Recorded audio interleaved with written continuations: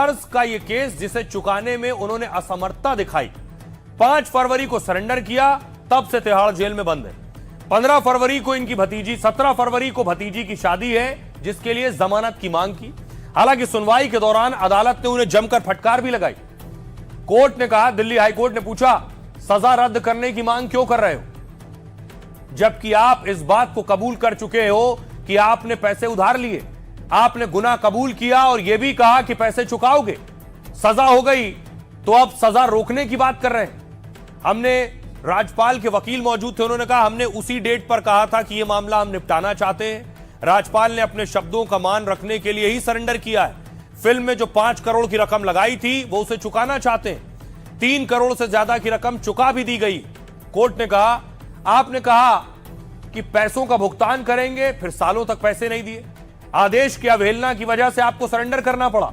आप पिछला ऑर्डर देखो, आपको पैसे देने में देरी क्यों हुई, इसकी जानकारी देनी होगी। आपको 25 से 30 मौके दिए गए को, मुझे आपसे सहानुभूति हो सकती है लेकिन कानून तो कानून है।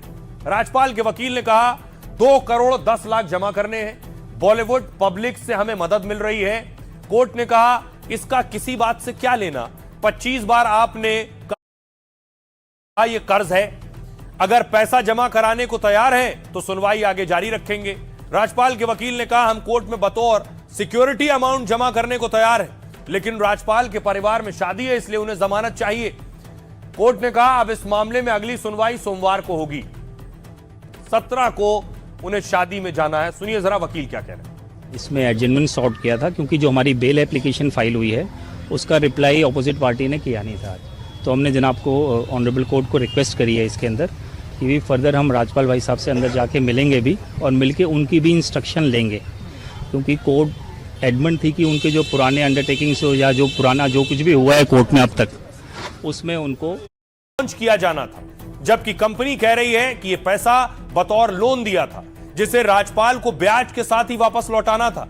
इसी ब्याज के साथ अब कुल रकम सोचिए 9 करोड़ हो गई है।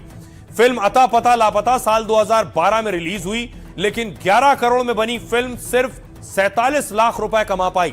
राज्यपाल ने पैसा नहीं लौटाया और ब्याज लगातार बढ़ता चला गया। कर्ज चुकाने के लिए जो चेक राज्यपाल ने दिए वो चेक भी बाउंस हो गए। इसके बाद कंपनी ने केस दर्ज कराया।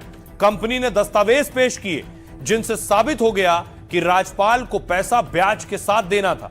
2018 में कोर्ट ने उन्हें दोषी मानते हुए 6 महीने की सजा सुनाई।